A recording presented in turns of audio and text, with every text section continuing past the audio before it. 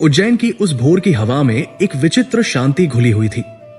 एक ऐसी शांति जो क्षिप्रा के निर्मल जल से उठती हुई प्रतीत होती थी और महाकाल के शिखर को चूमकर पूरे नगर में फैल जाती थी।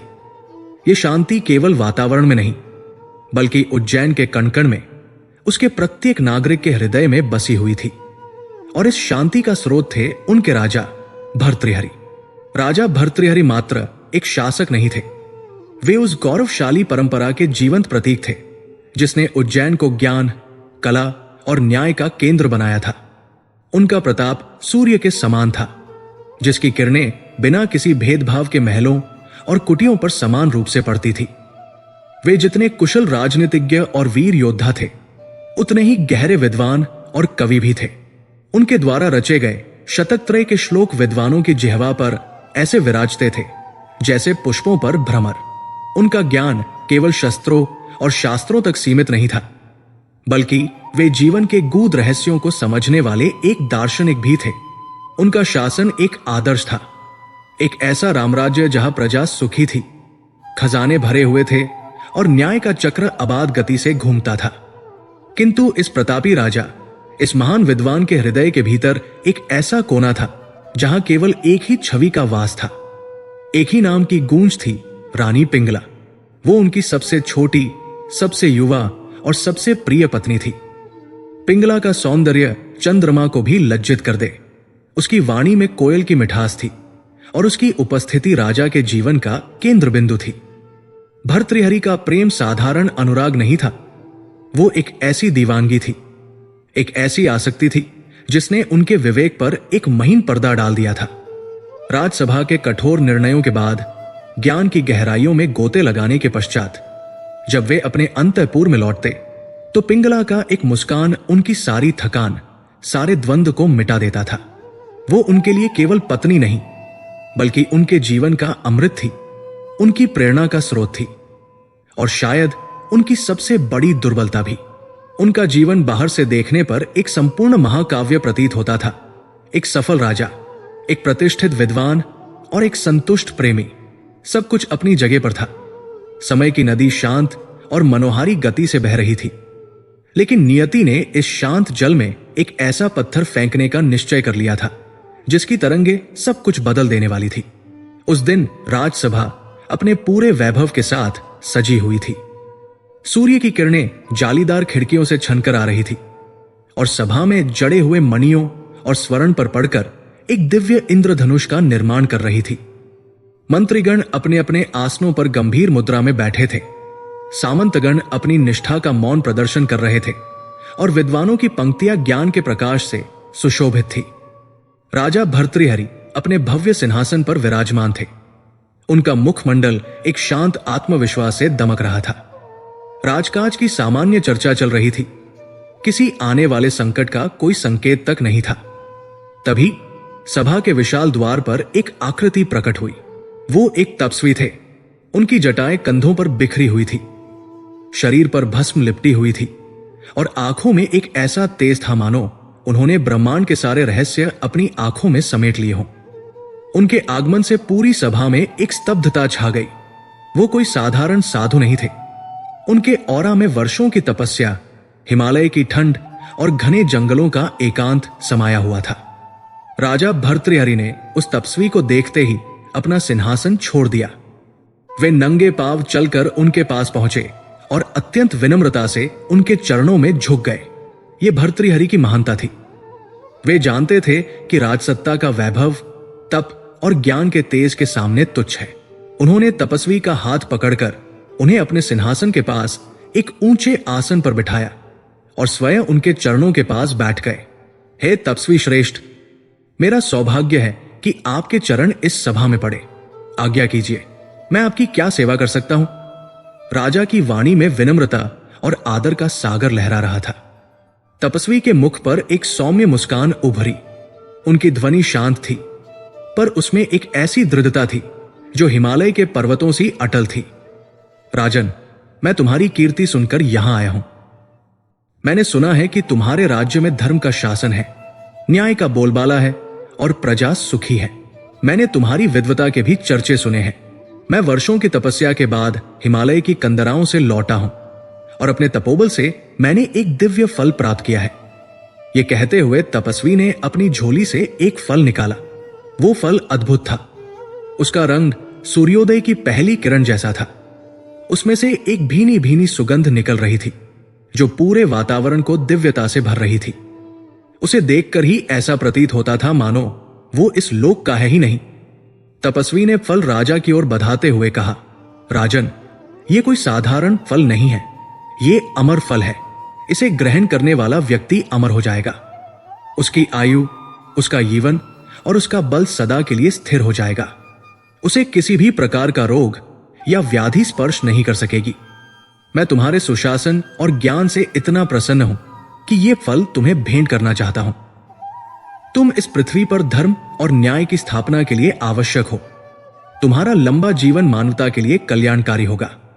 अमरता, ये शब्द सभा में बैठे हर व्यक्ति के कानों में वज्र की तरह गूंजा। एक क्षण के लिए पूरी सभा में सन्नाटा छा गया। अमरता, वो कल्पना जो युगों युगों से मनुष्यों को ललचाती रही है, वो वरदान जिसके लिए देवताओं और असुरों ने सागर मंथन कर डाला, आज उज्जैन के राजा के हाथ में था। राजा भर्तृहरि ने कांपते हाथों से उस फल को लिया। फल का स्पर्श शीतल और ऊर्जा से भरपूर था। उसे हाथ में लेते ही उन्हें अपने शरीर में एक अनूठी स्फूर्ति का अनुभव हुआ। उन्होंने तपस्वी की ओर कृतज्ञता भरी दृष्टि से देखा, लेकिन उनके मन के भीतर एक बवंडर उठ खड़ा हुआ था। तपस्वी, जो शायद अंतर्यामी थे, राजा के मन की उथल पुथल को भाप गए। उन्होंने अपनी शांत किंतु गंभीर वाणी में एक चेतावनी दी, राजन, ये फल खाने वाले को अमरता प्रदान करेगा, लेकिन इसका भाग्य जटिल है। अमरता का वरदान अपने साथ एक भार भी लाता है। अपने प्रियजनों को अपनी आंखों के सामने काल के गाल में समाते हुए देखना, युगों को बदलते हुए देखना, स्मृतियों के बोझ तले दबकर अकेले रह जाना, ये अमरता का श्राप है। इसलिए इसे केवल वही ग्रहण करे जो अमरता का भार उठा सके, जो व्यक्तिगत सुख से ऊपर उठकर युगों तक मानवता के कल्याण का दायित्व निभाने के लिए तैयार हो। तपस्वी की यह चेतावनी किसी तीर की तरह भर्तृहरि के हृदय में चुभ गई। सभा विसर्जित हो गई। तपस्वी प्रस्थान कर गए, लेकिन राजा अपने कक्ष में उस दिव्य फल को हाथ में लिए शून्य में ताकते रहे। उनका मन किसी युद्ध क्षेत्र की तरह बन गया था, जहां विचारों की सेनाएं आपस में टकरा रही थी। एक ओर अमरता का आकर्षण था।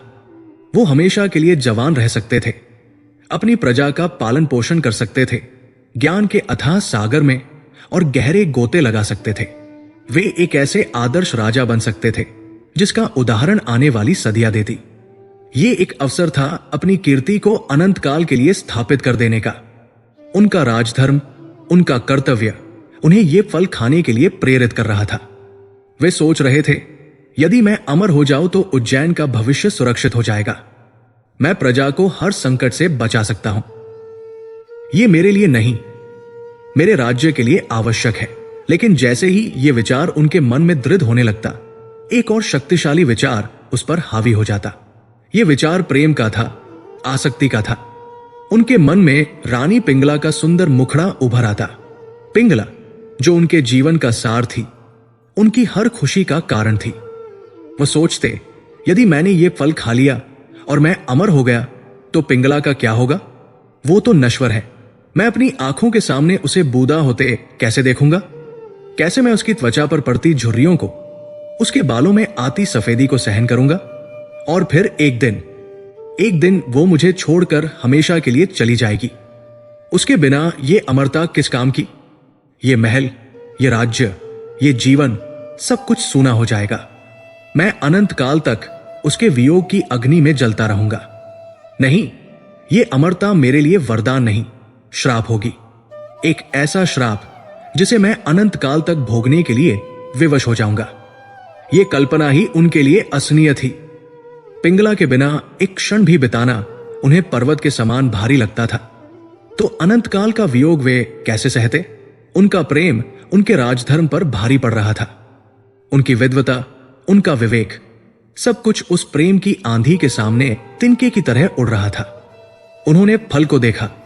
वो अब भी वैसा ही दिव्य और आकर्षक लग रहा था, लेकिन राजा के लिए वो एक पहेली बन गया था, एक ऐसा प्रश्न जिसका उत्तर उनके पास नहीं था। वे अपने कक्ष में टहलने लगे। उनकी हर चाल में एक बेचैनी थी। उन्होंने अपने जीवन के हर पहलू पर विचार किया। एक राजा के रूप में उनके कर्तव्य, एक पति के रूप में उनके प्रेम, एक विद्वान के रूप में उनका ज्ञान, सब कुछ एक चौराहे पर आकर खड़ा हो गया था। क्या वे राज्य के लिए अमर हो जाए और व्यक्तिगत सुख का त्याग कर दें, या अपने प्रेम के लिए इस दिव्य अवसर को ठुकरा दें? लेकिन क्या प्रेम का अर्थ केवल साथ रहना है? यदि वे अमर हो जाते तो क्या पिंगला की स्मृति को अनंत काल तक जीवित नहीं रख सकते थे? नहीं, ये आत्म प्रवंचना थी। वे जानते थे कि स्मृति वास्तविक उपस्थिति का स्थान कभी नहीं ले सकती। फिर उनके मन में एक और विचार आया, एक ऐसा विचार जो उनके प्रेम की गहराई को दर्शाता था।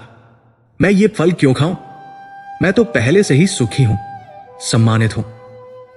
मेरे जीवन में किसी चीज की कमी नहीं है। लेकिन पिंगला, वो इतनी युवा है, इतनी सुंदर है, जीवन से भरपूर है। उसे मुझसे भी अधिक जीने का अधिकार है। क्या होगा यदि मैं ये फल उसे दे दूं? वो अमर हो जाएगी।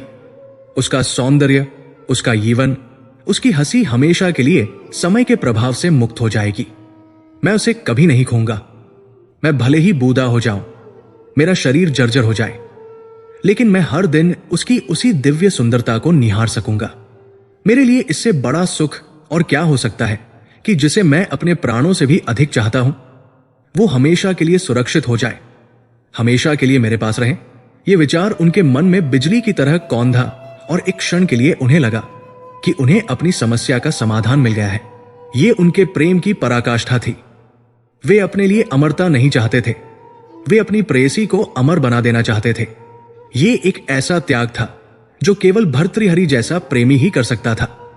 उन्होंने निश्चय कर लिया, वे ये फल स्वयं नहीं खाएंगे, वे इसे रानी पिंगला को देंगे। ये सोचकर उनके अशांत मन को कुछ शांति मिली।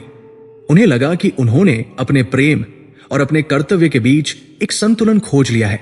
वे भले ही राजा के रूप में अमर न हो, लेकिन एक प्रेमी के रूप में उनका यह त्याग उन्हें अमर बना देगा। उन्होंने उस दिव्य फल को एक रेशमी वस्त्र में लपेटा और उसे अपनी आंखों से लगाया। उनके मन में अब कोई द्वंद्व नहीं था, केवल एक निश्चय था, अपनी प्रियतमा के लिए अपने सबसे बड़े अवसर का त्याग करने का निश्चय। अध्याय का अंत राजा के इसी दृढ़ निश्चय और उस गहन अंतर्द्वंद पर होता है जो इस निर्णय तक पहुंचने से पहले उनके भीतर चला। वे नहीं जानते थे कि उनका यह त्याग, उनका यह प्रेम एक ऐसी श्रृंखला की शुरुआत करने वाला है जो न केवल उनके जीवन को बल्कि उज्जैन के इतिहास को भी हमेशा के लिए बदल देगी। वह दिव्य फल जो एक वरदान के रूप में आया था, अब अपनी जटिल नियति को प्रकट करने के लिए तैयार था। और राजा भर्तृहरि अपने प्रेम में डूबे हुए उस आने वाले तूफान से पूरी तरह अनभिज्ञ थे। उनकी आंखों में केवल पिंगला का अमर सौंदर्य और उससे मिलने वाले आत्मिक संतोष का सपना था, एक ऐसा सपना जो जल्द ही टूटने वाला था। उज्जैन के आकाश पर रात घिराई थी, लेकिन राजा के जीवन में अभी सबसे बड़ी परीक्षा की भोर होना बाकी थी। राजा भर्तृहरि के अंतःकरण में अब कोई द्वंद्व शेष नहीं था। वो जो बवंडर कुछ क्षण पहले उनके हृदय में उठा था, वो अब एक शांत, गहरी और दृढ़ निश्चय वाली नदी में परिवर्तित हो गया था। प्रेम ने उनके विवेक पर, उनके राजधर्म पर, यहां तक कि स्वयं अमरता के उस दिव्य प्रलोभन पर भी विजय प्राप्त कर ली थी।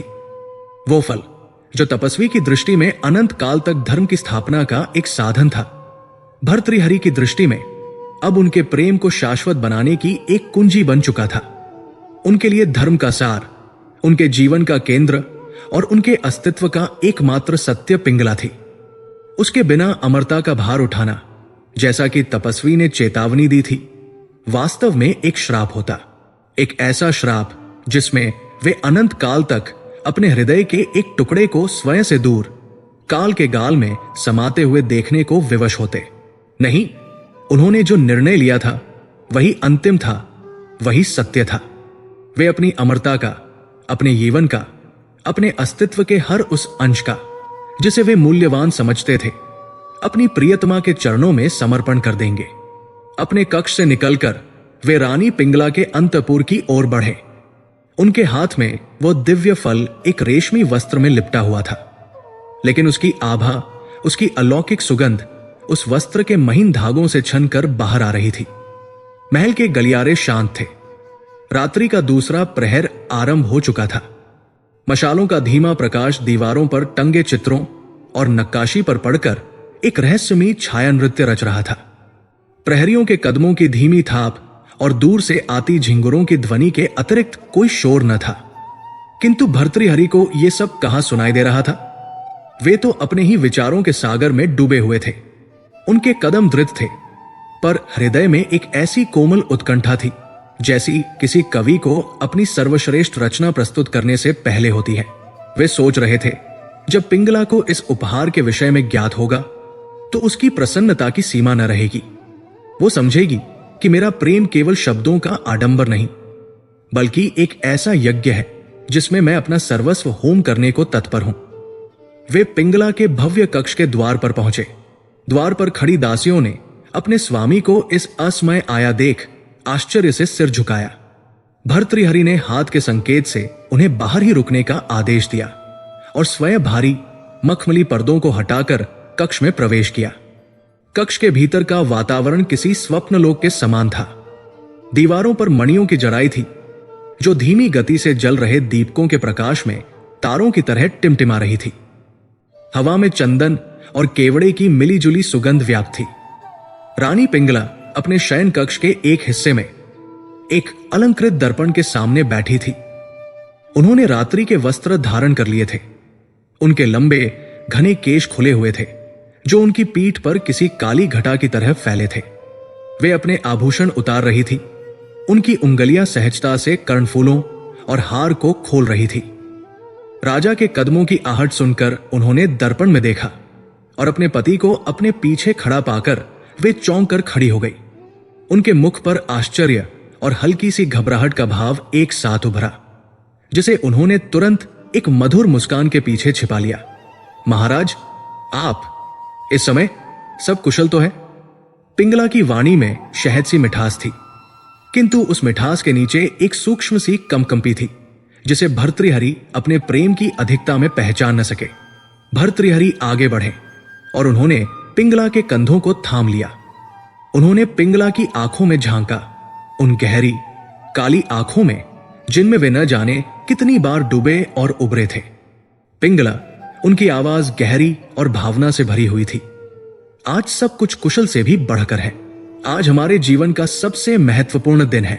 पिंगला ने आश्चर्य से अपनी पलकें झपकाई। मैं समझी नहीं स्वामी।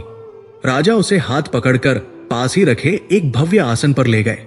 वे स्वयं उसके सामने बैठ गए, जैसे कोई भक्त अपनी देवी के सम्मुख बैठा हो। उन्होंने अपने हाथ में पकड़ी उस रेशमी पोटली को खोला। जैसे ही वस्त्र हटा, उस दिव्य फल की अलौकिक आभा से पूरा कक्ष प्रकाशित हो उठा। उसकी सुगंध इतनी तीव्र और पवित्र थी कि पिंगला की आंखें विस्मय से फैल गई। वो फल सूर्य के एक अंश की तरह लग रहा था, जीवंत और ऊर्जा से भरपूर। ये क्या है महाराज? ये तो किसी देवलोक का रत्न प्रतीत होता है। पिंगला ने अविश्वास से उस फल की ओर देखते हुए कहा। भर्तृहरि के मुख पर एक गंभीर मुस्कान उभरी। ये रत्न नहीं है पिंगला, ये उससे भी कहीं अधिक मूल्यवान है। ये अमर फल है। अमर फल? पिंगला ने यह शब्द दोहराया। उसकी आवाज में विस्मय और भी गहरा हो गया था। हां पिंगला, आज राजसभा में एक महान तपस्वी पधारे थे।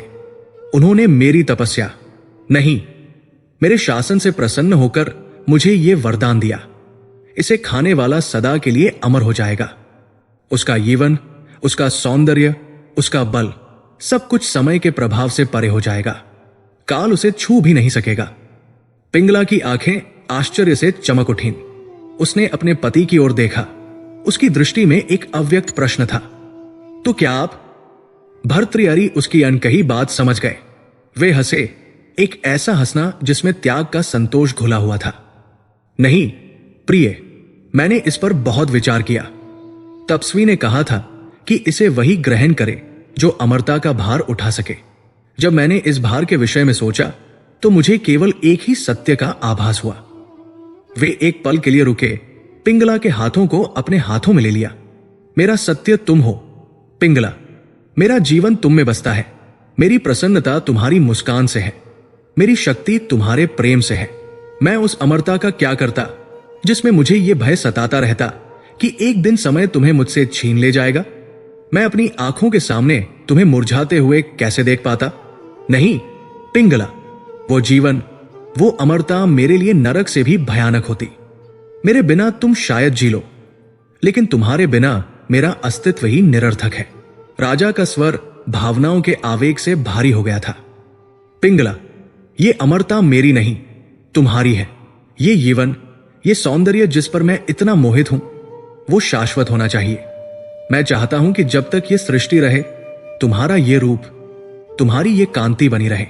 मैं भले ही इस संसार के नियम के अनुसार वृद्ध हो जाऊं, मेरा शरीर जर्जर हो जाए, लेकिन मेरी आंखें सदा तुम्हारे इसी अलौकिक सौंदर्य का पान करती रहें। मेरे लिए इससे बड़ा कोई वरदान नहीं हो सकता। यह कहते हुए भर्तृहरि ने वो दिव्य फल पिंगला के हाथों में रख दिया। इसे स्वीकार करो प्रिय, ये मेरे प्रेम का, मेरी भक्ति का, मेरे सर्वस्व का समर्पण है। इसे खाकर तुम अमर हो जाओ और मुझे अपने प्रेम से अमर कर दो। रानी पिंगला के हाथ कांप रहे थे। उस दिव्य फल का स्पर्श शीतल था, पर उसके भीतर जैसे कोई अग्नि धधक रही थी। उसकी आंखें आश्चर्य से फटी की फटी रह गई थी। उसने एक बार फल को देखा, फिर अपने पति के चेहरे को। राजा की आंखों में अगाध प्रेम था, एक ऐसी पवित्रता थी जिस पर संदेह करने का कोई प्रश्न ही नहीं उठता था। यह प्रेम की वो पराकाष्ठा थी जिसकी कल्पना करना भी किसी साधारण स्त्री के लिए असंभव था। उसका पति, जो एक चक्रवर्ती सम्राट था, जो स्वयं अमर हो सकता था, वो उस वरदान को इतनी सहजता से उसे सौंप रहा था, केवल इसलिए कि वो उससे प्रेम करता था। पिंगला अभिभूत हो गई। उस क्षण के लिए उसे लगा कि वो संसार की सबसे भाग्यशाली स्त्री है। स्वामी, उसके कंठ से केवल इतना ही शब्द निकल सका। उसकी आंखें भर आई थी। वो इसे अपने पति का अगाध प्रेम समझकर स्वीकार करती है। उसने उस फल को अपनी छाती से लगा लिया, मानो वो कोई फल न होकर स्वयं भर्तृहरि का धड़कता हुआ हृदय हो। आपने मुझे आज जो दिया है महाराज, मैं उसका मूल्य कभी नहीं चुका सकती। उसकी आवाज आंसुओं में भीग गई थी। भर्तृहरि के हृदय को असीम शांति मिली। उन्हें लगा जैसे उन्होंने अपने जीवन का सबसे बड़ा कर्तव्य पूरा कर लिया हो। उन्हें लगा कि उन्होंने अपने प्रेम को काल की सीमाओं से परे अनंत काल के लिए सुरक्षित कर लिया है। अब उन्हें कोई भय नहीं था, कोई चिंता नहीं थी। पिंगला अमर होगी और उसका प्रेम सदा उनके साथ रहेगा। वो उठे, पिंगला के मस्तक को चूमा और एक गहरी संतुष्टि की सांस ली। अब विश्राम करो प्रिय, और इस फल को ग्रहण कर लेना। कल का सूर्योदय तुम्हारे जीवन के अनंत जीवन का साक्षी बनेगा। राजा संतुष्ट होकर लौट जाते हैं। उनके कदम पहले से भी अधिक दृढ़ और शांत थे। वे अपने कक्ष की ओर वापस चल पड़े, ये विश्वास करते हुए कि उनका प्रेम अब अनंत काल के लिए सुरक्षित है। उन्होंने अपने जीवन का सबसे बड़ा जुआ खेला था और उन्हें विश्वास था कि वे जीत गए हैं। उन्होंने अमरता को ठुकराकर, अपने प्रेम को चुनकर स्वयं को कालजयी बना लिया था। महल के गलियारे अब भी उतने ही शांत थे, लेकिन भर्तृहरि के लिए अब उस शांति का अर्थ बदल चुका था। ये एक ऐसी शांति थी जो एक महान त्याग के बाद ही उपलब्ध होती है। लेकिन जैसे ही राजा कक्ष से बाहर निकले, जैसे ही उनके कदमों की आहट गलियारे में विलीन हुई और भारी मखमली पर्दा वापस अपनी जगह पर आकर स्थिर हुआ, पिंगला के चेहरे पर सब कुछ बदल गया। वो मुस्कान जो उसके होठों पर पति के प्रेम के आभार के रूप में खिली थी, वो एक झटके में सूख गई। उसकी आंखों के आंसू जो कृतज्ञता के थे, वे अब भय और द्वंद्व के आंसुओं में बदल गए। उस मुस्कान की जगह एक गहरी अज्ञात चिंता ने ले ली। वो अकेली थी उस विशाल भव्य कक्ष में, अपने हाथ में उस अलौकिक दिव्य फल को लिए हुए, जो फल कुछ क्षण पहले तक उसे अपने पति के अगाध प्रेम का प्रतीक लग रहा था। वो अब उसके हाथों में एक दहकते अंगारे की तरह महसूस हो रहा था। उसका शरीर कांप रहा था, लेकिन इस बार का कारण अभिभूत होना नहीं, बल्कि एक ऐसा भय था जो उसकी आत्मा की गहराइयों से निकल रहा था। राजा का त्याग, उनका विश्वास, उनकी भक्ति, ये सब अब उसे एक बोझ लग रहा था। एक ऐसा स्वर्ण जड़ित पिंजरा जिसने उसे लाकर एक ऐसे दोराहे पर खड़ा कर दिया था जहां से निकलने का कोई मार्ग उसे सूझ नहीं रहा था। उसका हृदय उस व्यक्ति के लिए नहीं धड़कता था जिसने अभी अभी उसे अमरता का वरदान दिया था। उसका मन, उसका प्रेम, उसकी आत्मा तो कहीं और बंधी थी, महल के अस्तबलों की गंध में, एक ऐसे व्यक्ति के पास जो राजा के घोड़ों की देखभाल करता था। उस अश्वपाल के बलिष्ठ शरीर और उसकी उन्मुक्त हंसी में पिंगला ने वो पाया था जो उसे राजा के ज्ञान, उनकी विद्वता और उनके परिष्कृत प्रेम में कभी नहीं मिला। ये एक गुप्त मार्ग था, प्रेम का एक ऐसा गुप्त मार्ग जिस पर चलकर वो अपने रानी होने के दायित्वों से दूर एक साधारण स्त्री की तरह प्रेम करना चाहती थी। और आज उसी प्रेम ने उसे इस संकट में डाल दिया था। वो फल को देखती रही। राजा चाहते थे कि वो अमर हो जाए, लेकिन वो उस अश्वपाल के बिना अमर होकर क्या करती? ठीक वही पीड़ा, वही वियोग का भय जिसने भर्तृहरि को ये फल उसे देने के लिए विवश किया, वही भय अब पिंगला को जकड़ रहा था, लेकिन किसी और के लिए। यदि उसने ये फल खा लिया तो वो सदा के लिए युवा रहेगी, और उसका प्रेमी, वो तो एक साधारण नश्वर था। वो उसे अपनी आंखों के सामने बूदा होते, मरते हुए कैसे देखती? राजा का त्याग अब एक क्रूर व्यंग्य बनकर उसके सामने खड़ा था। वो फल को अपनी मुट्ठी में कसकर पकड़ लेती है। उसकी कोमल उंगलियां उस दिव्य फल पर इतनी जोर से गड़ गई कि उसके नाखूनों के निशान उस पर पड़ गए। उसकी सांसें तेज चल रही थी। उसके मन में वो बवंडर उठ रहा था जो कुछ समय पहले भर्तृहरि के मन में उठा था, लेकिन इस बार दिशाएं भिन्न थी, निष्ठाएं भिन्न थी और निर्णय कहीं अधिक जटिल था। दर्शकों के मन में पहला संदेह पैदा होता है, रानी इस फल का क्या करेगी? क्या वह अपने पति के अगाध प्रेम का मान रखेगी या अपने गुप्त प्रेम के मार्ग पर चलकर नियति को एक नया मोड़ देगी? कक्ष के दीपक टिमटिमा रहे थे, मानो वे भी रानी के इस भयानक द्वंद्व के साक्षी बनकर कांप रहे हों। जैसे ही राजा भर्तृहरि के कक्ष से बाहर जाते हुए कदमों की आहट उस भारी मखमली पर्दे के पीछे शांत हुई, रानी पिंगला के मुख पर आया वो कृतज्ञता और आश्चर्य का भाव एक झटके में लुप्त हो गया। वो मुखौटा जो उसने अपने पति के अगाध किंतु अवांछित प्रेम के सम्मान में पहन रखा था, पिघल कर गिर पड़ा। उसके स्थान पर जो भाव उभरा वो केवल चिंता का नहीं था, वो एक गहरे, पैने और लगभग असहनीय द्वंद्व का था। वो मुस्कान जो उसके होठों पर थी वो सूख कर एक कड़वी रेखा में बदल गई। उसकी आंखें जो कुछ क्षण पहले पति के प्रेम के भार से सजल थी, अब सूख गई थी और उनमें एक ज्वार उमड़ रहा था, भय का, क्रोध का और एक ऐसी विवशता का जिसे वह तोड़ फेंकना चाहती थी। वह दिव्य फल जो अब भी उसके हाथ में था, किसी दहकते अंगारे की तरह उसकी हथेली को जला रहा था। उसका स्पर्श अब शीतल नहीं बल्कि चुभने वाला था। उसकी अलौकिक सुगंध अब दिव्य नहीं बल्कि दम घोंटने वाली लग रही थी। ठीक उसी तरह जैसे ये भव्य महल, ये रानी का पद और स्वयं राजा का प्रेम उसका दम घोंट रहा था। ये अध्याय रानी पिंगला के रहस्य को उजागर करता है। उसका हृदय जिसकी गहराइयों को वो महान विद्वान, वो दार्शनिक राजा भर्तृहरि कभी नहीं नाप सका, वो किसी और के लिए धड़कता था। रानी अपने पति राजा भर्तृहरि से नहीं बल्कि राज्य के अश्वपाल, घोड़ों के अस्तबल के प्रमुख से गुप्त प्रेम करती थी।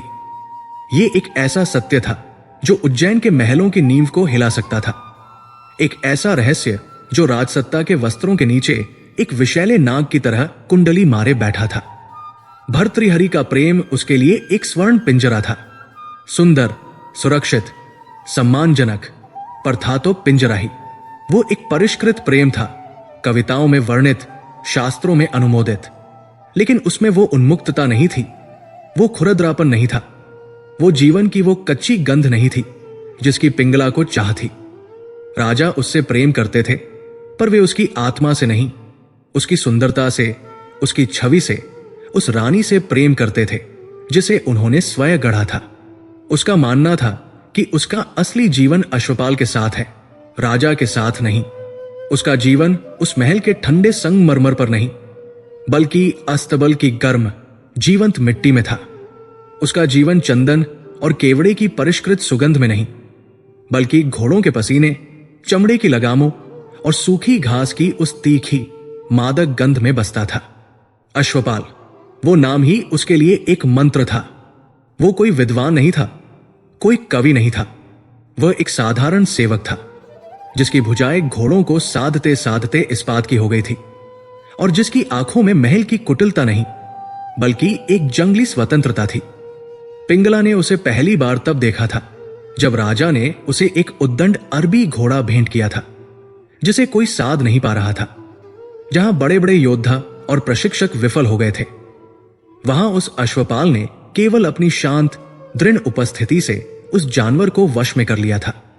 उसकी कठोरता में भी एक कोमलता थी, और उसकी उस शक्ति ने पिंगला को पहली बार किसी पुरुष के वास्तविक पौरुष का एहसास कराया था। उनकी प्रेम कहानी गुप्त मार्गों पर ही पनपी थी।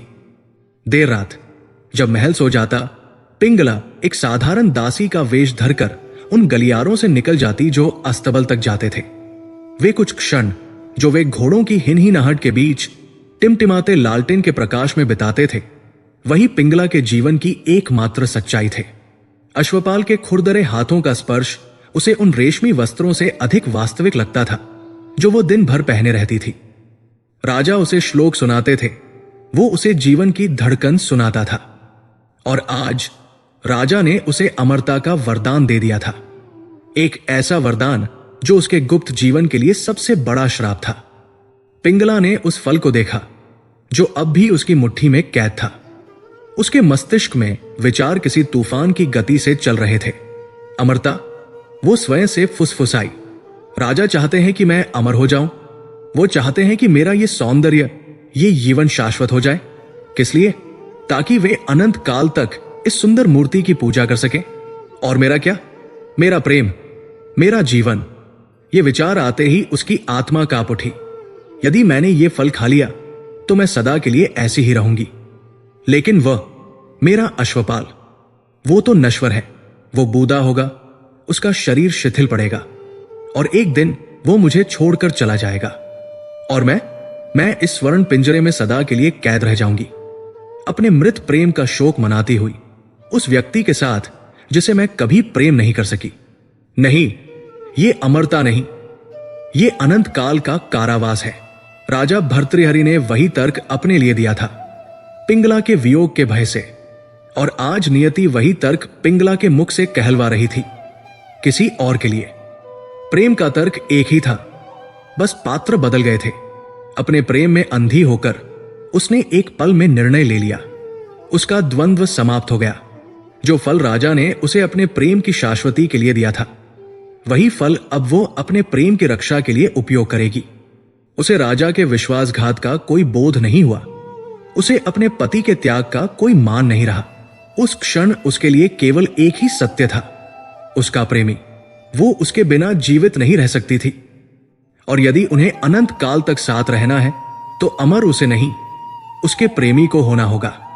उसने सोचा, यदि वो अमर हो गया तो उसका बल, उसका पौरुष, उसका प्रेम सदा के लिए मेरा रहेगा। फिर हमें किसी काल का भय नहीं होगा। हम कोई न कोई मार्ग निकाल ही लेंगे। पर यदि वो नश्वर रहा तो मेरा सब कुछ समाप्त हो जाएगा। ये निर्णय लेते ही उसके शरीर में एक नई ऊर्जा का संचार हुआ। उसने उस फल को अपनी कमर में वस्त्रों के भीतर छिपाया। उसने दर्पण में देखा, रानी पिंगला का प्रतिबिंब उसे घूर रहा था। उसने उस प्रतिबिंब पर एक घृणा की दृष्टि डाली और तेजी से अपने वस्त्र बदलकर एक साधारण गहरे रंग की साड़ी पहन ली। अपना मुख घूंघट से ढक लिया। वो जानती थी कि उसे कहाँ जाना है। वो अपने कक्ष के गुप्त द्वार से बाहर निकली। ये वो मार्ग नहीं था जिस पर राजा चलते थे। ये दासियों के आने जाने का रास्ता था, जो महल के उन हिस्सों में खुलता था जहां वैभव का प्रकाश नहीं, केवल आवश्यकता का अंधेरा था। वो उन सीढ़ियों से नीचे उतरी जो ठंडी और सीलन भरी थी। वो रसोई घर के पिछवाड़े से गुजरी, जहां बुझे हुए चूल्हों की राख और रात के बचे भोजन की गंध फैली थी। वो उन आंगनों से होकर भागी जहां चांदनी का प्रकाश भी कटाकटा सा पहुंचता था। प्रहरियों की दूर से आती आवाजें उसके दिल की धड़कन को तेज कर रही थी, लेकिन उसका निश्चय अडिग था। वो हवा में तैरती हुई सी अस्तबल की ओर बढ़ रही थी। अस्तबल महल के पिछले हिस्से में था। वहां पहुंचते ही वो परिचित गंध, सूखी घास, चमड़ा और घोड़ों की गंध ने उसका स्वागत किया और उसे एक अजीब सी शांति का अनुभव हुआ। यही उसका असली घर था। अस्तबल में गहरा सन्नाटा पसरा था। केवल घोड़ों के कभी कभी फुफकारने या खुर पटकने की आवाज ही आ रही थी। एक कोने में एक छोटी सी कोठरी के बाहर एक अकेली मशाल जल रही थी। यह अश्वपाल का निवास था। पिंगला ने धीरे से दरवाजा खटखटाया। अंदर से कोई आवाज नहीं आई। उसने फिर से खटखटाया, इस बार थोड़ी जोर से। अंदर कुछ हलचल हुई और फिर दरवाजा खुला। अश्वपाल अपनी नींद से जागा हुआ, आंखों को मलता हुआ दरवाजे पर खड़ा था। उसने अपने सामने एक स्त्री को घूंघट में खड़ा देखा और एक पल के लिए वो चौंक गया, लेकिन फिर वो पिंगला की आंखों को पहचान गया। रानी, आप? इस समय उसकी आवाज में घबराहट और आश्चर्य था। वो तुरंत एक ओर हट गया ताकि पिंगला अंदर आ सके। कोठरी छोटी थी, सादी पर साफ सुथरी। एक कोने में एक खाट थी, दूसरी ओर घोड़ों की लगामें और साज सज्जा का सामान टंगा था। पिंगला ने अंदर आते ही घूंघट हटा दिया। मशाल के कांपते प्रकाश में उसका चेहरा किसी देवी की तरह दमक रहा था, लेकिन उसकी आंखों में एक जुनून था जिसे अश्वपाल ने पहले कभी नहीं देखा था। मेरे पास समय नहीं है, पिंगला हाफती हुई बोली। आज कुछ अद्भुत हुआ है। अश्वपाल ने उसे चिंता से देखा। क्या हुआ? क्या महाराज को कुछ पता चल गया? उसके मन में पहला भय यही था। नहीं, पिंगला ने जल्दी से कहा। इससे भी बड़ा, देखो। उसने अपनी कमर से वो दिव्य फल निकाला। जैसे ही फल बाहर आया, उसकी अलौकिक आभा से वो छोटी अंधेरी कोठरी भी प्रकाशमान हो उठी। घोड़े उस दिव्य प्रकाश को महसूस करके अपने थानों में बेचैन होकर हिनहिनाने लगे। अश्वपाल ने अविश्वास से उस चमकती हुई वस्तु को देखा। ये क्या है? कोई मणि? ये मणियों से बढ़कर है। पिंगला की आवाज में एक विजय का भाव था। ये अमर फल है। इसे खाने वाला कभी बूदा नहीं होगा, कभी मरेगा नहीं। वो सदा के लिए अमर हो जाएगा। अश्वपाल की आंखें भय और अविश्वास से फैल गई। वो एक साधारण सेवक था। उसका वास्ता घोड़ों और सैनिकों से था, जादू और वरदानों से नहीं। अमर फल? लेकिन ये आपके पास कैसे? राजा ने मुझे दिया, पिंगला ने कहा। वे मुझसे प्रेम करते हैं। वे चाहते थे कि मैं अमर हो जाऊं। अश्वपाल का चेहरा पीला पड़ गया। तो आपने इसे खाया नहीं? मैं मूर्ख हूं क्या? पिंगला लगभग चीख पड़ी। मैं तुम्हारे बिना अमर होकर क्या करती? मैं तुम्हें अनंत काल तक अपनी आंखों से ओझल होते हुए कैसे देखती? नहीं, मेरे प्रेम। वो उसके करीब आई। उसकी आवाज अब कोमल और सम्मोहक हो गई थी। ये अमरता तुम्हारे लिए है। मेरा जीवन तुम हो। यदि तुम अमर हो तो मेरा प्रेम अमर है। इसे खा लो, अभी, इसी क्षण इसे खा लो। उसने वो फल अपने प्रेमी अश्वपाल की ओर बढ़ा दिया। अश्वपाल, एक साधारण सेवक, अपने हाथों में अमरता का रहस्य देखकर कांप उठता है। उसके हाथ, जो दिन भर कठोर चमड़े की लगामों को खींचते थे, उस कोमल दिव्य फल के स्पर्श से थरथरा गए। उसने फल को ले तो लिया, लेकिन उसकी आंखों में प्रसन्नता नहीं, बल्कि गहरा भय था। वो उस फल को ऐसे देख रहा था मानो वो कोई फल न होकर एक दहकता हुआ कोयला हो जो उसके हाथ जला देगा।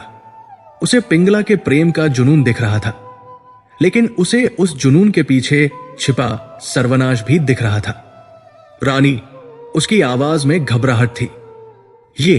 ये देवों का प्रसाद है। ये राजा के लिए था या आपके लिए? मैं एक सेवक हूं। मैं इस दिव्य शक्ति का क्या करूंगा? अगर राजा को पता चल गया, वे हमें मार डालेंगे। वे कुछ नहीं जानेंगे। पिंगला ने उसे झिड़क दिया। उसका धैर्य अब जवाब दे रहा था। तुम इसे खा लो, तुम अमर हो जाओगे। फिर हमें कौन मार सकता है? तुम मुझसे प्रेम करते हो या नहीं? यह अंतिम वाक्य एक तीर की तरह लगा। अश्वपाल ने अपनी रानी, अपनी प्रेमिका की आंखों में देखा, जिनमें आंसू और आदेश एक साथ थे। वो इस तर्क को नहीं समझ पा रहा था।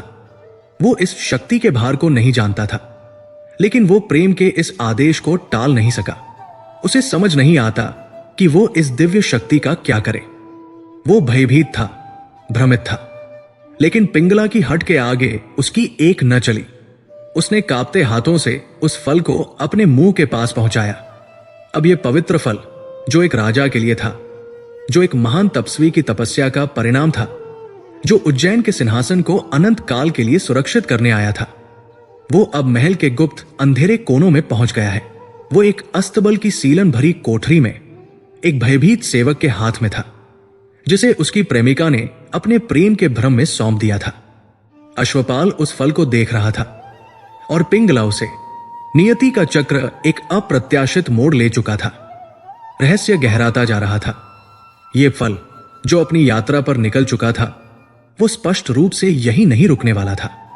इसकी दिव्य ऊर्जा अब एक अपात्र हाथ में थी, और यह नहीं पता था कि यह ऊर्जा अब सृजन करेगी या विनाश।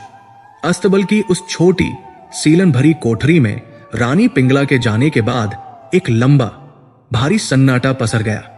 अश्वपाल, जिसके हाथों में अब वो दिव्य अलौकिक आभा से दमकता फल था, वही जड़वत खड़ा रहा। उसके कानों में अब भी रानी के वे आवेशपूर्ण शब्द गूंज रहे थे, तुम अमर हो जाओगे, फिर हमें कौन मार सकता है? तुम मुझसे प्रेम करते हो या नहीं? वो उस बंद होते दरवाजे को घूरता रहा, जहां से पिंगला अपने प्रेम को शाश्वत कर देने के संतोष के साथ विदा हुई थी। पर जैसे ही रानी की आहट दूर हुई, अश्वपाल के चेहरे पर छाया वो भय, वो संकोच, वो विवशता का भाव, सब एक क्षण में विलीन हो गया। उसके होठों पर एक कुटिल घृणा से भरी मुस्कान तैर गई। वो फल को देखते हुए हंसा, एक सूखी ठंडी हंसी जो अस्तबल में सो रहे घोड़ों की शांति को भंग कर रही थी। कहानी एक और मोड़ लेती है। वो अश्वपाल, जो रानी से प्रेम का नाटक करता था, वास्तव में नगर की एक रूपवती गणिका, शाही नर्तकी पर मोहित है। पिंगला का प्रेम उसके लिए केवल एक सीढ़ी थी, एक खतरनाक खेल था जिसे वो अपनी पहुंच बढ़ाने के लिए, महल के रहस्यों तक पहुंचने के लिए और शायद कुछ आभूषण या स्वर्ण मुद्राएं पाने के लिए खेल रहा था। वो रानी के उस जुनून को, उसकी उस दीवानगी को रोज झेलता था। वो उसकी विलासिता से ऊबी हुई बातों को सुनता, उसके परिष्कृत स्पर्श को सहन करता और मन ही मन उस बंधन से मुक्त होने की कामना करता। रानी पिंगला, जो स्वयं को एक उन्मुक्त प्रेमिका समझती थी, इस अश्वपाल की नजरों में केवल एक और साधन थी। एक ऐसी मूर्ख स्त्री जो अपने पति के वैभव और ज्ञान से ऊबकर रोमांच की तलाश में अस्तबल की गंदगी तक आ पहुंची थी। वो उससे प्रेम नहीं करता था, वो उससे घृणा भी नहीं करता था। वो उसके प्रति पूर्णतः उदासीन था, सिवाय उस लाभ के जो उससे प्राप्त हो सकता था। लेकिन आज रानी ने उसे लाभ नहीं, एक संकट दे दिया था। एक ऐसा संकट जो उसकी जान ले सकता था। वो उस फल को अपनी खुरदरी हथेली पर तौलने लगा। अमर फल, वो फुसफुसाया। मूर्ख औरत, वो सोचती है मैं इसे खा लूंगा और अनंत काल तक उसका प्रेमी बनकर इस अस्तबल में सड़ता रहूंगा। वो सोचती है राजा को कभी पता नहीं चलेगा। उसका पहला विचार उस फल को क्षिप्रा में फेंक देने का था। ये एक बला थी, ये एक ऐसा रहस्य था जो उसे सीधा मृत्युदंड तक पहुंचा सकता था। वो जानता था कि राजा भर्तृहरि जितने विद्वान और प्रेमी हैं, उतने ही कठोर शासक भी हैं, और अपनी सबसे प्रिय रानी के इस विश्वासघात का दंड केवल मृत्यु हो सकता था। वो कोठरी में बेचैनी से टहलने लगा। फल की दिव्य आभा अब उसे डरा रही थी। यह प्रकाश उसके इस अंधकार भरे जीवन के लिए नहीं बना था। वो इसे कहीं छिपा देना चाहता था, इससे मुक्त हो जाना चाहता था। लेकिन तभी जैसे बिजली कौंधती है, उसके मस्तिष्क में एक और चेहरा उभरा। एक ऐसा चेहरा जिसके लिए वो वास्तव में सब कुछ दांव पर लगा सकता था। यह रानी पिंगला का सुंदर पर उबाऊ चेहरा नहीं था। यह उज्जैन की उस नर्तकी का चेहरा था, वो गणिका जिसकी एक झलक पाने के लिए सामंत और राजकुमार अपनी संपदा लुटा देते थे। उसका नाम मंजरी था। वो केवल एक नर्तकी नहीं थी, वो उज्जैन की कला का जीवंत प्रतीक थी। जब वो नृत्य करती थी तो लगता था समय रुक गया है। जब वो गाती थी तो लगता था सरस्वती स्वयं उसकी जिह्वा पर विराजमान है। अश्वपाल ने उसे केवल एक बार देखा था, एक वसंत उत्सव के राजकीय जुलूस में। वो घोड़ों की लगाम थामे, पसीने और धूल में लथपथ, और मंजरी अपने सजे हुए रथ पर फूलों और मणियों से लदी जनता का अभिवादन करती हुई। अश्वपाल की निगाहें उससे मिली थी, केवल एक क्षण के लिए। मंजरी की आंखों में उसके लिए वही भाव था जो वो सबके लिए रखती थी, एक सधी हुई पेशेवर उदासीनता। लेकिन उस एक क्षण ने अश्वपाल को सदा के लिए बांध लिया था। वो उस गणिका का प्रेम पाने के लिए कुछ भी करने को तैयार है। वो जानता था कि वो कौन है, एक साधारण अश्वपाल जिसके हाथों से घोड़ों की लीद की गंध आती थी। और वो कौन थी? नगर वधू जिसकी सांसों से चंदन और केवड़े की सुगंध आती थी, जिसके चरणों में धनी सेठ सिर झुकाते थे। उनके बीच की खाई पाताल जितनी गहरी थी, वो अपनी पूरी जिंदगी की कमाई लुटाकर भी उसकी एक शाम नहीं खरीद सकता था। वो पिंगला के साथ केवल इसलिए था क्योंकि पिंगला स्वयं उसके पास आई थी। मंजरी तक पहुंचने की उसकी कोई बिसात नहीं थी। लेकिन आज नियति ने उसके हाथ में वो कुंजी दे दी थी जो हर ताला खोल सकती थी। उसने फल को फिर से देखा। उसका भय अब एक ज्वलंत कुटिल योजना में बदल रहा था। रानी पिंगला मूर्ख थी। वो सोचती थी कि ये फल प्रेम को बचाने के लिए है। राजा भर्तृहरि मूर्ख थे। वे सोचते थे कि ये फल त्याग के लिए है। ये तपस्वी मूर्ख था। वो सोचता था कि ये फल धर्म के लिए है। नहीं, ये फल शक्ति के लिए था।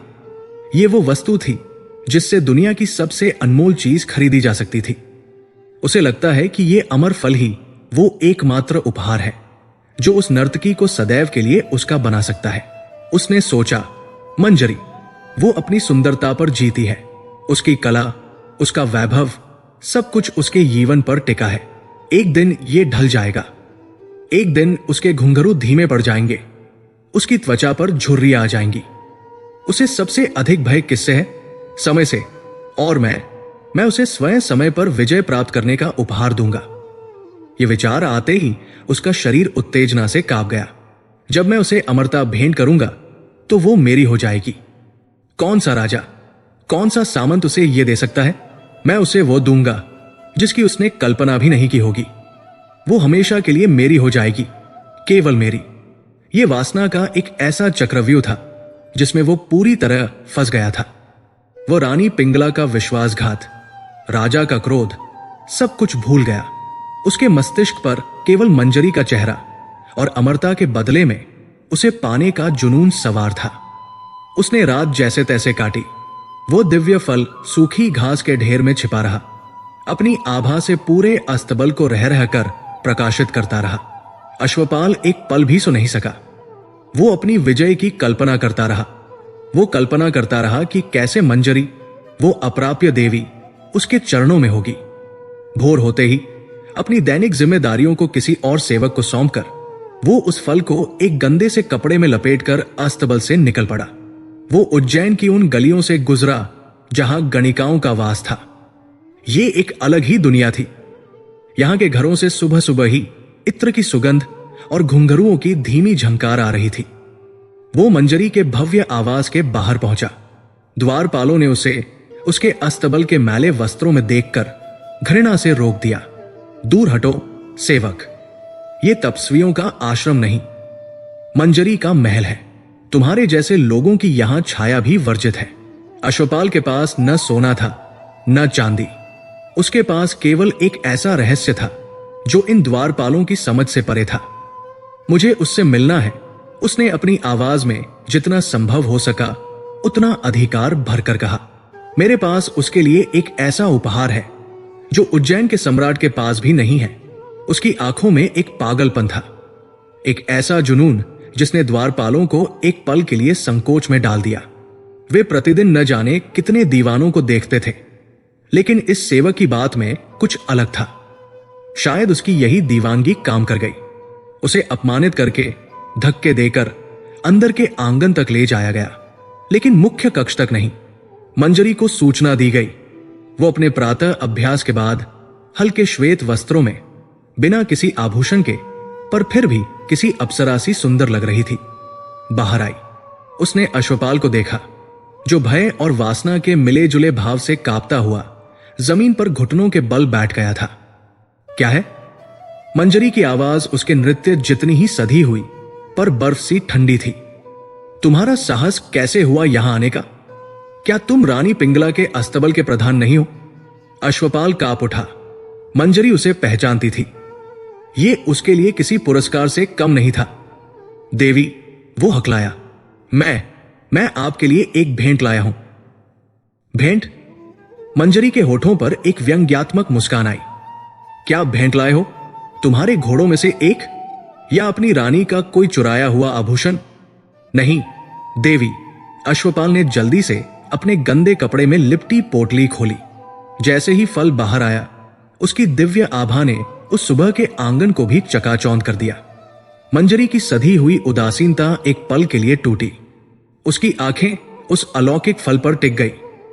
उसने अपने जीवन में हर रत्न देखा था, हर मणि परखी थी, लेकिन ऐसा कुछ उसने कभी नहीं देखा था। यह जीवंत था। इसमें जैसे सृष्टि की सारी ऊर्जा समाई हुई थी। यह क्या है? मंजरी की आवाज में पहली बार उत्सुकता थी। ये अमर फल है देवी, अश्वपाल ने अपनी सारी शक्ति बटोरकर कहा। इसे एक महान तपस्वी ने प्रसन्न होकर मुझे दिया। ये एक सफेद झूठ था, लेकिन इस क्षण वो कुछ भी कह सकता था। इसे खाने वाला सदा के लिए जवान रहेगा। उसे कभी बुढ़ापा नहीं छू सकेगा, कोई रोग नहीं होगा। वो अमर हो जाएगा। आंगन में सन्नाटा छा गया। मंजरी ने अश्वपाल को देखा और फिर उस फल को। वो एक गणिका थी। उसका जीवन धोखे, वासना और क्षणिक सुखों के इर्द गिर्द घूमता था। वो प्रेम के खोखले वादों को रोज सुनती थी, लेकिन ये कुछ और था। ये फल वास्तविक था। उसकी ऊर्जा वास्तविक थी। और अनंत जीवन, ये दो शब्द किसी भी गणिका के लिए सबसे बड़ा वरदान थे। ये उसकी कला को, उसकी सुंदरता को, उसके अस्तित्व को सदा के लिए सुरक्षित कर सकता था। अश्वपाल, जो अब भी घुटनों पर था, आगे बढ़ा। देवी, मैं आपसे प्रेम करता हूं। मैं जानता हूं मैं आपके योग्य नहीं हूं, लेकिन यह फल है। इसे स्वीकार करें और मुझे अपनी सेवा का अवसर दे। मैं ये अमरता आपके चरणों में रखता हूं। वह उस गणिका से मिलता है और उसे वह दिव्य फल भेंट कर देता है। मंजरी ने एक कदम आगे बढ़ाया। उसकी अनुभवी आंखों ने अश्वपाल के चेहरे पर लिखे हर भाव को पथ लिया। उसकी वासना, उसका भय, उसका जुनून। वो समझ गई कि यह सेवक जो भी कह रहा है, कम से कम फल के बारे में, वो सत्य है। उसने अश्वपाल के चेहरे को नहीं, उसके हाथ में रखे उपहार को देखा। उसने अपने कोमल, सधे हुए हाथ आगे बढ़ाए और उस फल को थाम लिया।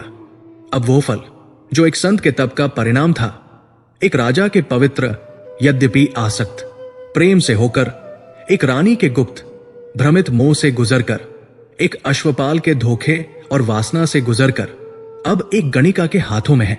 एक ऐसा फल जिसे धर्म की स्थापना के लिए दिया गया था, वो अब वासना के बाजार में एक वस्तु बनकर पहुंच गया था। हर कदम पर इसका मूल्य गिरता जा रहा था। इसकी दिव्यता नहीं, पर इसका उद्देश्य कलंकित हो चुका था। मंजरी ने फल को अपनी मुट्ठी में बंद कर लिया। उसने अश्वपाल की ओर देखा। इस बार उसकी आंखों में व्यंग्य नहीं, बल्कि एक गहरी अपरिचित चमक थी। तुम जा सकते हो अश्वपाल, उसने शांत स्वर में कहा। तुम्हारी भेंट स्वीकार की गई। अश्वपाल को लगा जैसे उसे स्वर्ग मिल गया हो। वो विजय के उन्माद में यह सोचता हुआ कि उसने उज्जैन की सबसे सुंदर स्त्री को खरीद लिया है, लड़खड़ाता हुआ वापस लौट गया। लेकिन जैसे ही वो आंगन से बाहर हुआ, मंजरी की मुस्कान गायब हो गई। वो अकेली खड़ी थी, उस दिव्य फल को हाथ में लिए। उसका मस्तिष्क अश्वपाल से भी तेज चल रहा था। अमरता, अनंत जीवन, ये एक ऐसा सौदा था जो उसने कभी सपने में भी नहीं सोचा था। दर्शकों का सस्पेंस चरम पर है। क्या ये गणिका, जिसका पूरा जीवन ही नश्वरता और क्षण भंगुरता का उत्सव रहा है, क्या वो अमरता का पान करेगी, या इस वासना के चक्रव्यूह में इस फल का कोई और ही गंतव्य लिखा है? अश्वपाल के विद्योन्मत कदमों की आहट जैसे ही मंजरी के भव्य आवाज के आंगन में विलीन हुई, वो अकेली रह गई। वह उस दिव्य फल को अपनी हथेली पर लिए खड़ी रही, जो सुबह के कोमल सूर्य प्रकाश में भी अपनी एक अलग अलौकिक आभा बिखेर रहा था। द्वारपाल और दासिया, जो इस अप्रत्याशित भेंट और अश्वपाल की दीवानगी को देखकर चकित थे, अब वापस अपने कामों में लग गए थे, ये कानाफूसी करते हुए कि उनकी स्वामिनी को आज न जाने कौन सा अनमोल रत्न मिला है। मंजरी धीरे धीरे चलकर अपने कक्ष में आई। वो कक्ष जो उज्जैन के सबसे कीमती कालीनों, रेशमी पर्दों और स्वर्ण जड़ित फर्नीचर से सजा था, आज उसे किसी बंदी गृह से अधिक नहीं लग रहा था। उसने अपने सामने रखे विशाल पारदर्शी दर्पण में स्वयं को देखा। दर्पण में एक ऐसी स्त्री का प्रतिबिंब था जिसे देखकर देवता भी मोहित हो जाए। अलौकिक सौंदर्य, उत्तम काया और वो आंखें जिनमें एक ही समय में निमंत्रण और रहस्य दोनों बसते थे, ये मंजरी थी, उज्जैन की नगर वधू, वो गणिका जिसके घुंघरुओं की झंकार पर नगर के धनी मानी अपनी सांसें रोक लेते थे, और उसके हाथ में अमरता थी, अनंत जीवन का वरदान। ये अध्याय गणिका के विवेक को दर्शाता है। एक साधारण स्त्री, विशेषकर एक गणिका, जिसके जीवन का आधार ही उसका जीवन और सौंदर्य हो, ऐसा वरदान पाकर उन्माद से भर जाती। वो हंसती, वो उत्सव मनाती, लेकिन मंजरी ने ऐसा कुछ नहीं किया। वो उस फल को देखती रही और फिर दर्पण में अपने प्रतिबिंब को। एक गहरा अथाह सन्नाटा उसके भीतर उतर गया। वो जीवन जिसे बनाए रखने के लिए वो प्रतिदिन न जाने कितने लेप और उपचार करती थी, आज उसे सदा के लिए मिल रहा था। वो सौंदर्य जिसे देखने के लिए लोग अपना सर्वस्व लुटाने को तैयार थे, अब अनंत काल के लिए उसका हो सकता था। वो उस अश्वपाल की मूर्खता पर मुस्कुरा सकती थी, जिसने प्रेम के भ्रम में उसे ये भेंट किया। लेकिन जब वो उस फल को देखती है तो वो हंसती नहीं, बल्कि रो पड़ती है। उसके सुंदर सजे हुए गालों पर आंसुओं की 2 धाराएं बहन निकली। ये कृतज्ञता के आंसू नहीं थे, नहीं खुशी के, ये उस गहरी पैनी पीड़ा के आंसू थे जिसे वो वर्षों से अपने नृत्य की मुद्राओं और अपनी प्रोफेशनल मुस्कान के नीचे छिपाती आई थी। वो अपनी मखमली शैया पर गिर पड़ी और वो दिव्य फल उसके हाथ से छूटकर कालीन पर लुढ़क गया। अपनी दिव्य आभा से उस कक्ष को प्रकाशित करता रहा, मानो वो उस गणिका के दुख का उपहास कर रहा हो। वो रो रही थी क्योंकि उसे उस वरदान में अपना सबसे भयंकर श्राप दिखाई दे रहा था। वो सोचती है, अमरता, अनंत जीवन, किस लिए? इस जीवन के लिए, मैं जो प्रतिदिन रात्रि में ये कामना करती हूं कि अगली भोर न देखूं, मुझे ये फल अनंत काल तक जीने का वरदान दे रहा है। मैं जो इस शरीर से, इस पेशे से, इस पहचान से मुक्ति चाहती हूं, और ये मुझे इसी तिरस्कृत जीवन में हमेशा के लिए बांध देगा, ताकि मैं अनंत काल तक पुरुषों की वासना भरी निगाहों का केंद्र बनी रहूं, ताकि मैं अनंत काल तक अपने घुंघरू बजाकर उनका मनोरंजन करती रहूं, ताकि मैं अनंत काल तक मंजरी, नगर वधू बनी रहूं। नहीं, ये वरदान नहीं, ये श्राप है। ये मेरे लिए नहीं बना है। उसे अपने जीवन की व्यर्थता का बोध होता है।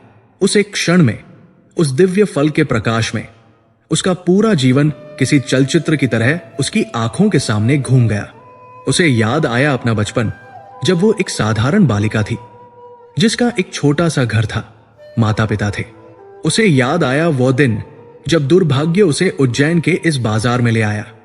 उसे याद आया वो कठोर प्रशिक्षण, वो पीड़ा, जब उसकी उंगलियों को वीणा के तार साधने के लिए और उसके पैरों को नृत्य की कठिन मुद्राओं के लिए तोड़ा मरोड़ा गया था। उसे याद आया वो पहला दिन जब उसे किसी धनी सेठ के सामने प्रस्तुत किया गया था। वो सब कुछ याद आ गया। वो प्रशंसा, जो प्रशंसा नहीं, उसकी देह का मूल्यांकन थी। वो उपहार, जो उपहार नहीं, उसकी आत्मा का मूल्य थे। वो जानती थी कि वो एक वस्तु है, एक बहुत कीमती, बहुत सुंदर, बहुत प्रशंसित वस्तु, लेकिन थी वो एक वस्तु ही। उसका अपना कोई अस्तित्व नहीं था, उसकी कोई इच्छा नहीं थी, कोई अपना प्राय नहीं था। जो भी उसकी कीमत चुकाता वो उसकी हो जाती। अश्वपाल, वो भी एक और मूर्ख था। वो सोचता था कि वह उससे प्रेम करता है, वो उससे प्रेम नहीं करता था। वो मंजरी को, उस सार्वजनिक संपत्ति को अपने अधिकार में करना चाहता था। वो उस पर अपना स्वामित्व जताना चाहता था, ठीक वैसे ही जैसे कोई राजा किसी नए राज्य को जीतकर उस पर अपना ध्वज फहराता है। अश्वपाल ने उसे फल नहीं दिया था, उसने उसे एक नई अनंत काल की जंजीर देने की कोशिश की थी। मुक्ति, वो सिसकियों के बीच फुसफुसाई, मैं इस जीवन से मुक्ति चाहती हूं। मैं मरना चाहती हूं ताकि मैं फिर से एक साधारण स्त्री के रूप में जन्म ले सकूं, ताकि मैं प्रेम कर सकूं, ताकि मेरा सम्मान हो, ताकि कोई मेरी आत्मा को देखे, मेरी देह को नहीं। और ये फल उसे उसी मृत्यु से, उसी मुक्ति से वंचित कर रहा था। ये उसे इसी नरक में सदा के लिए बांध रहा था।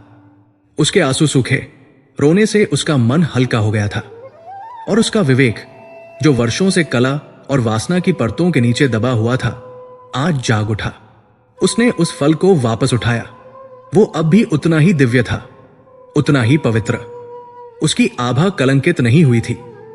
कलंकित तो वे हाथ थे जिनसे होकर ये गुजरा था। मंजरी ने महसूस किया कि ये फल स्वयं एक परीक्षा है, एक कसौटी है। ये जिसके भी हाथ में गया, उसने उसका वास्तविक चरित्र उजागर कर दिया। राजा ने इसे प्रेम में त्याग दिया, रानी ने इसे मोह में भटका दिया, अश्वपाल ने इसे वासना में बेच दिया। अब बारी उसकी थी। वो निर्णय लेती है कि इस फल का सच्चा अधिकारी कोई प्रेमी, कोई मोही या कोई कामी नहीं हो सकता। इस फल का सच्चा अधिकारी केवल एक ही व्यक्ति है, वो जो निस्वार्थ भाव से प्रजा की सेवा करता है, वह जिसने अपने व्यक्तिगत सुख दुख से ऊपर उठकर स्वयं को राज्य के लिए समर्पित कर दिया हो। एक ऐसा व्यक्ति जो अमरता का भार उठा सके, जो इस वरदान को श्राप न बनने दे, बल्कि उसे प्रजा के कल्याण के लिए उपयोग कर सके। और उसकी दृष्टि में उज्जैन में ऐसा केवल एक ही व्यक्ति था, राजा भर्तृहरि। यह नाम उसके होठों पर आया और उसे लगा कि यही इस फल का अंतिम और सही गंतव्य है। वो राजा जो अपनी प्रजा के लिए जीता था, जो न्यायप्रिय था, जो एक महान विद्वान था। हां, वो अपनी रानी के प्रति आसक्त था, यह पूरा नगर जानता था। लेकिन एक राजा के रूप में उसके कर्तव्य में कभी कोई कमी नहीं आई थी। यदि राजा अमर हो गए तो उज्जैन का यह स्वर्ण युग भी अमर हो जाएगा, प्रजा सदा के लिए सुखी हो जाएगी। यही उस तपस्वी का उद्देश्य रहा होगा। मंजरी उठी। उसने अपने वे कीमती वस्त्र और आभूषण उतार फेंके। उसने एक सादी श्वेत साड़ी पहनी जो पवित्रता और त्याग का प्रतीक थी। उसने अपने केशों को बांध लिया। उसने अपना मुख नहीं ढका। आज उसे किसी से कोई भय नहीं था, कुछ खोने का डर नहीं था। वो जो जीवन जी रही थी, वो उसे वैसे भी नहीं चाहिए था। और जो वो करने जा रही थी, उसके बाद मृत्यु भी उसे एक पुरस्कार की तरह लगती। वह मंजरी द गणिका के रूप में नहीं, बल्कि एक नागरिक के रूप में राज दरबार जा रही थी, जो अपनी अंतिम और सबसे बड़ी भेंट राजा को सौंपने जा रही थी। उसने फल को एक रेशमी वस्त्र में लपेटा और अपने आवाज से बाहर निकल पड़ी। द्वारपालों ने उसे इस सादे वेश में और इस दृढ़ निश्चय के साथ जाते देख कुछ कहने का साहस नहीं किया। वो उज्जैन के राजपथ पर अकेली चल रही थी। लोग उसे पहचान कर हैरान हो रहे थे, कानाफूसी कर रहे थे कि नगर वधु इस रूप में बिना किसी पालकी या तामझाम के कहा जा रही है। लेकिन मंजरी की आंखों में एक ऐसा तेज था, एक ऐसी शांति थी कि किसी की हिम्मत नहीं हुई उसका मार्ग रोकने की। वो राजा भर्तृहरि के दरबार में पहुंचती है। राजसभा भरी हुई थी। मंत्रीगण, सामंत, विद्वान और न्याय की आस में आए फरियादी सब अपने अपने स्थान पर थे। राजा अपने भव्य सिंहासन पर विराजमान थे, किसी गंभीर राजकीय चर्चा में लीन थे। तभी प्रहरियों के रोकने के बावजूद मंजरी सभा के मध्य में पहुंच गई। पूरे दरबार में सन्नाटा छा गया। एक गणिका राजसभा के पवित्र स्थान पर। यह नियमों का, मर्यादा का घोर उल्लंघन था। मंत्रीगण क्रोध से खड़े हो गए। इसे बाहर निकालो, एक सेनापति गर्जा। रुकिए। राजा भर्तृहरि की गंभीर आवाज गूंजी। उन्होंने मंजरी को पहचान लिया था। वो भी चकित थे, लेकिन एक राजा के नाते वे जानते थे कि यदि नगर की कोई प्रतिष्ठित नागरिक, भले ही वो गणिका हो, इस तरह सभा में आई है तो कोई बहुत गंभीर कारण होगा। क्या बात है मंजरी, तुम्हें न्याय चाहिए या कुछ कहना है? मंजरी नतमस्तक हुई। वो धीरे धीरे चलकर सिंहासन के पास तक गई। उसकी चाल में न नृत्य की चपलता थी, न गणिका का सम्मोहन। उसकी चाल में एक सत्य का भार था। वो सिंहासन की सीढ़ियों के पास रुकी और अपने हाथ में पकड़ी रेशमी पोटली को खोल दिया। उसने वो दिव्य फल उनके चरणों में रख दिया। जैसे ही फल वस्त्र से बाहर आया, उसकी अलौकिक आभा से पूरी राजसभा चकाचौंध हो गई। विद्वानों ने ऐसा तेज कभी नहीं देखा था, मंत्रियों ने ऐसा रत्न कभी नहीं परखा था। लेकिन राजा भर्तृहरि वो फल को देखते ही स्तब्ध रह जाते हैं। उनका शरीर पत्थर का हो गया, उनकी आंखें फटी की फटी रह गई। वो उस फल को घूरते रहे। ये असंभव था। ये वही फल था, वही अलौकिक आभा, वही दिव्य सुगंध, ये वही अमर फल था जो उन्होंने पिछली रात अपनी प्राणों से प्रिय पत्नी रानी पिंगला को अपने प्रेम का शाश्वत प्रमाण मानकर सौंपा था। उनका हृदय एक पल के लिए जैसे धड़कना बंद हो गया। यदि ये फल यहां है, एक गणिका के हाथ में, तो इसका अर्थ उनके भीतर का दार्शनिक, उनके भीतर का प्रेमी सब एक क्षण में मर गए। केवल एक आहत राजा, एक छला गया पति जीवित रहा। उनके चेहरे का शांत तेज एक भयानक ज्वालामुखी सी लालिमा में बदल गया। उनकी मुट्ठियां भिंच गई। पूरी सभा उस मौन में कांप रही थी। राजा कांपते हुए अपने सिंहासन से उठे। उनकी आंखें उस फल से हटकर मंजरी के निडर चेहरे पर गड़ी। वो गरजते हुए पूछते हैं, ये फल तुम्हारे पास कैसे आया? उनकी आवाज एक दहाड़ थी, महाकाल के क्रोध की दहाड़, जिसने सभा की दीवारों को हिला दिया। मंजरी, जिसे खोने का कोई डर नहीं था, उसने अपनी आंखें उठाईं और राजा की जलती हुई आंखों में सीधे देखा। उसका स्वर शांत पर शीशे की तरह स्पष्ट था। उसने सारा सच उगल दिया। उसने ये नहीं बताया कि रानी ने इसे अश्वपाल को दिया, क्योंकि वो ये नहीं जानती थी। उसने केवल वह बताया जो वो जानती थी, जो सत्य का वो हिस्सा था जिसकी वो साक्षी थी। महाराज, ये मुझे आपके राज्य के अश्वपाल ने दिया है। ये वाक्य सभा के सन्नाटे में एक वज्रपात की तरह गिरा। अश्वपाल, रानी पिंगला का नाम अभी नहीं आया था, लेकिन राजा भर्तृहरि के लिए ये एक ही बात थी। वो श्रृंखला जिसे वे नहीं देख पा रहे थे, वो अब स्पष्ट हो गई थी। फल, पिंगला, अश्वपाल, गणिका, सत्य का वो भयानक घिनौना चक्र पूरा हो गया था और वो उनके ही सिंहासन के नीचे आकर फटा था। महाराज, ये मुझे आपके राज्य के अश्वपाल ने दिया है। ये शब्द नहीं थे, ये एक हथौड़ा था जिसने उज्जैन के राज सिंहासन पर पड़ी विश्वास की सुनहरी चादर को एक ही वार में तार तार कर दिया था। मंजरी के शांत स्पष्ट स्वर राजसभा के सन्नाटे में तोप के गोले की तरह गूंजे और वही जम गए। हर मंत्री, हर सामंत, हर विद्वान जो कुछ क्षण पहले एक गणिका के दुस्साहस पर क्रोधित था, अब भय से पीला पड़ चुका था। उन्होंने देखा कि उनके प्रतापी राजा, उनके दार्शनिक सम्राट भर्तृहरि उस दिव्य फल को और उस गणिका को घूर रहे थे, और उनके चेहरे पर वो भाव था जो किसी ने कभी नहीं देखा था। एक ऐसा शून्य, एक ऐसी स्तब्धता, मानो किसी ने उनके शरीर से उनकी आत्मा को खींच लिया हो। सत्य का चक्र पूरा हो चुका था। राजा भर्तृहरि के पैरों तले जमीन खिसक जाती है। वो सिंहासन पर गिरे नहीं, केवल इसलिए कि उनके भीतर के योगी ने उनके राजा के मृत शरीर को थाम रखा था। वो श्रृंखला, वो भयानक पहेली अब उनके मस्तिष्क में स्पष्ट हो चुकी थी। तपस्वी का वरदान, उनका पिंगला के प्रति मोह, उनका त्याग, और फिर पिंगला, अश्वपाल, गणिका, और अंत में फल वापस उनके चरणों में। ये एक क्रूर, घिनौना और उपहासपूर्ण चक्र था जिसे नियति ने उनके ही प्रेम, उनके ही विवेक के विरुद्ध रचा था। उनका हृदय जो पिंगला के लिए धड़कता था, एक पल के लिए रुका, लेकिन वो दर्द जो उठा वो प्रेम के खोने का नहीं था, वो ज्ञान के उदय होने का दर्द था।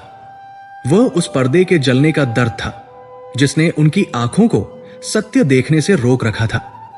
उनके भीतर का प्रेमी, वो कवि जो श्रृंगार शतक लिखता था, वो उसी क्षण मर गया, और जो बचा वो केवल एक जिज्ञासु था, एक वैरागी था जो अब इस नाटक के अंतिम पात्र को भी देखना चाहता था। उनकी आवाज जब आई तो उसमें गर्जना नहीं थी, उसमें एक ऐसी ठंडक थी जो मृत्यु से भी अधिक भयावह थी। अश्वपाल को प्रस्तुत किया जाए। आदेश का पालन तुरंत हुआ। सैनिक दौड़े। पूरी सभा पत्थर की मूरत बनी बैठी थी। मंजरी वही खड़ी रही, शांत, निर्भय, मानो वह इस पूरे नाटक की नियति निर्धारित सूत्रधार हो। कुछ ही क्षणों में 2 सैनिक उस अश्वपाल को लगभग घसीटते हुए लाए। वो अपनी प्रातः की विजय के उन्माद में था। मंजरी से मिली स्वीकृति के सपने देख रहा था। उसे समझ ही नहीं आया कि उसे इस तरह राजसभा में क्यों लाया गया है। लेकिन जैसे ही उसकी दृष्टि सभा के केंद्र पर पड़ी, उसका सारा नशा उतर गया। उसने मंजरी को देखा और फिर उसने राजा के चरणों के पास पड़े उस दिव्य चमकते हुए फल को देखा। उसके पैरों तले से भी जमीन खिसक गई। उसका चेहरा रक्तहीन हो गया। वो समझ गया कि उसका खेल समाप्त हो चुका है। वो राजा के चरणों में गिर पड़ा, कांपता हुआ, पसीने से लथपथ। महाराज, महाराज, मुझे क्षमा। भर्तृहरि ने कुछ नहीं कहा। वो सिंहासन से उठे। वो धीरे धीरे चलकर उसके सामने आए। सभा में इतनी शांति थी कि अश्वपाल की कांपती हुई सांसों की आवाज भी स्पष्ट सुनाई दे रही थी। राजा केवल नीचे झुके और उस फल की ओर संकेत किया। उनकी आंखें पूछ रही थी। अश्वपाल मृत्यु के भय से कांप रहा था। उसे लगा कि यदि उसने सच नहीं कहा तो उसे तुरंत मृत्युदंड मिलेगा और शायद सच कहने से रानी उसे बचा ले। वो ये नहीं समझ पाया कि अब उसे कोई नहीं बचा सकता। मृत्यु के भय से वो रानी पिंगला का रहस्य खोल देता है। महाराज, ये फल मुझे रानी पिंगला ने दिया था। ये दूसरा हथौड़ा था। यद्यपि राजा ये जान चुके थे, फिर भी अपने कानों से इसे सुनना एक अलग ही आघात था। सभा में एक दबी हुई चीख गूंज उठी। ये अविश्वसनीय था। ये राजद्रोह था। क्यों? भर्तृहरि की आवाज में अब भी कोई भाव नहीं था। वो केवल सत्य को उसकी संपूर्ण नग्नता में देखना चाहते थे। क्योंकि वो मुझसे प्रेम करती है। महाराज, अश्वपाल ने रोते हुए, हकलाते हुए कहा। उन्होंने कहा कि आप ये फल उन्हें अमर करने के लिए दे रहे थे, पर वो मेरे बिना अमर नहीं होना चाहती थी। उन्होंने ये मुझे खाने को दिया। महाराज, मैंने नहीं खाया। मैं भयभीत हो गया और तुमने इसे इस गणिका को दे दिया। राजा ने मंजरी की ओर संकेत करते हुए पूछा। अश्वपाल ने अब मंजरी की ओर देखा। उसकी आंखों में अब प्रेम नहीं, केवल घृणा थी कि उसने उसे धोखा दिया। हां महाराज, मैं इस पर मोहित था। मैंने सोचा ये दिव्य उपहार इसे मेरा बना देगा, बस। और कुछ सुनने को शेष नहीं था। राजा को एक क्षण में ज्ञान होता है, संपूर्ण ब्रह्मांडीय ज्ञान। वो सीधा खड़ा हो गया। उसके मुख पर अब शून्य नहीं था, न क्रोध था, न दुख। उसके मुख पर एक विचित्र करुणा भरी मुस्कान थी। वो हंस रहा था अपनी मूर्खता पर, संसार की मूर्खता पर। वह जिसे सत्य समझता था, वो कितना बड़ा मिथ्या था। जिस पत्नी पिंगला के लिए उन्होंने अमरता जैसा दिव्य वरदान त्याग दिया, उसने उन्हें एक साधारण सेवक, एक अश्वपाल के लिए धोखा दिया। उस सेवक ने, जिसे रानी का वह अगाध प्रेम मिला, उसने उस प्रेम को, उस रानी को एक गणिका पर मोहित होकर धोखा दिया। और उस गणिका ने, मंजरी ने, जिसे समाज सबसे निम्न समझता था, वासना और धन की देवी मानता था, केवल उसी ने इस फल का, इस अमरता का वास्तविक मूल्य समझा। उसने समझा कि ये एक बंधन है, एक श्राप है। और उस निस्वार्थ भाव से, उस विवेक से, जिसे बड़े बड़े विद्वान नहीं समझ पाए थे, उसने वो फल वापस राजा को, उसके सच्चे अधिकारी को लौटा दिया। सत्य का वह चक्र जो तपस्वी के वरदान से शुरू हुआ था, वो मोह, वासना और धोखे से गुजरकर अंत में एक गणिका के विवेक से होकर वापस अपने स्रोत राजा के पास पहुंच गया था। ये एक पूर्ण चक्र था जिसने भर्तृहरि को संसार का सबसे बड़ा सत्य दिखा दिया। राजा भर्तृहरि का हृदय टूटता नहीं, बल्कि मोह से मुक्त हो जाता है। वो जो आसक्ति की मोटी जंजीर, जिसे वो प्रेम समझते थे, उनके हृदय को जकड़े हुए थी, वो एक ही झटके में टूटकर चूर चूर हो गई। वह दर्द जो लाखों जन्मों की साधना से भी नहीं मिटता, वो इस एक धोखे से मिट गया। उन्हें संसार की नश्वरता का और प्रेम के झूठे बंधनों का ज्ञान होता है। पिंगला का सौंदर्य नश्वर था, अश्वपाल का प्रेम या वासना नश्वर था। उनका अपना राज्य, उनका सिंहासन, सब कुछ नश्वर था। केवल एक ही सत्य था, वैराग्य, मुक्ति। वो हंसे, एक ठहाका जो पूरी सभा को कंपा गया। मंत्रिगणों को लगा कि राजा का संतुलन बिगड़ गया है, कि वो विक्षिप्त हो गए हैं। लेकिन ये विक्षिप्तता नहीं थी, ये जागरण था। वो उसी क्षण, बिना एक पल सोचे, बिना किसी से परामर्श किए, उन्होंने अपने दोनों हाथों से अपना भारी रत्न जड़ित मुकुट उठाया और उसे अपने सिर से उतारकर सिंहासन पर रख दिया। सभा में हाहाकार मच गया। महाराज, महाराज, ये आप क्या कर रहे हैं? उन्होंने अपने गले से मोतियों का हार तोड़ा, अपनी उंगलियों से राजकीय अंगूठे निकाली, अपनी मखमली राजपोशाक को उतारना शुरू कर दिया। नहीं महाराज, उनके वृद्ध प्रधानमंत्री रोते हुए उनके चरणों में गिर पड़े। भर्तृहरि ने उन्हें धीरे से उठाया। अब मैं तुम्हारा राजा नहीं रहा, अमात्य। मेरा राज आज समाप्त हुआ। मुझे मेरा सच्चा स्वराज मिल गया है। उन्होंने मुड़कर उस कांपते हुए अश्वपाल को देखा, उन्होंने उस पत्थर बनी मंजरी को देखा, और उन्होंने उस दिव्य फल को देखा जो कालीन पर पड़ा अब भी चमक रहा था। ये सब कितना व्यर्थ था। ये अमरता जिसके लिए लोग एक दूसरे का वध कर रहे थे, धोखा दे रहे थे, वो स्वयं सबसे बड़ा धोखा थी। वो अमर फल को वहीं फेंककर, या यूं कहें कि उसे ठोकर मारकर एक ओर कर दिया, जैसे कोई किसी कीड़े को अपने मार्ग से हटाता है। उस अमर फल का मूल्य अब उनकी दृष्टि में धूल के एक कण से अधिक नहीं था। वो अपना मुकुट, अपना राजपाट और अपनी विश्वासघाती रानी को, जिसका नाम तक उन्होंने अपनी जिह्वा पर दोबारा लाना उचित नहीं समझा, उसी क्षण उसी सभा में त्याग देते हैं। उन्होंने एक सेवक से एक साधारण भगवा वस्त्र मंगाया और पूरी सभा के देखते देखते उज्जैन के चक्रवर्ती सम्राट भर्तृहरि ने एक सन्यासी का वेश धारण कर लिया। वो महल से निकल जाते हैं। उन्होंने एक बार भी मुड़कर अपने सिंहासन को नहीं देखा। उन्होंने एक बार भी नहीं सोचा कि पिंगला का क्या होगा, या उस अश्वपाल का क्या होगा, या इस राज्य का क्या होगा। वो सब अब माया का हिस्सा थे और वो माया से मुक्त हो चुके थे। वो नंगे पैर एक सन्यासी के वेश में उसी राजद्वार से बाहर निकल गए जहां से कुछ दिन पहले वो महान तपस्वी आया था। यही राजा भर्तृहरि, जो प्रेम की आसक्ति में डूबे थे, अब ज्ञान के सागर में गोते लगाने निकल पड़े। यही भर्तृहरि बाद में महान योगी और वैराग्य शतक के रचयिता के रूप में अमर हो जाते हैं। उन्होंने अमर फल को खाकर अमरता प्राप्त नहीं की, उन्होंने अमर फल को ठुकराकर वास्तविक अमरता प्राप्त की। उनकी कीर्ति उनके राज्य से नहीं, उनके त्याग से फैली। कहानी का अंत राजा के प्रतिशोध से नहीं, बल्कि उनके आध्यात्मिक जागरण से होता है। उन्होंने अश्वपाल को दंड नहीं दिया, उन्होंने पिंगला को दंड नहीं दिया, क्योंकि वो समझ गए थे कि दंड देना भी एक बंधन है, एक मोह है।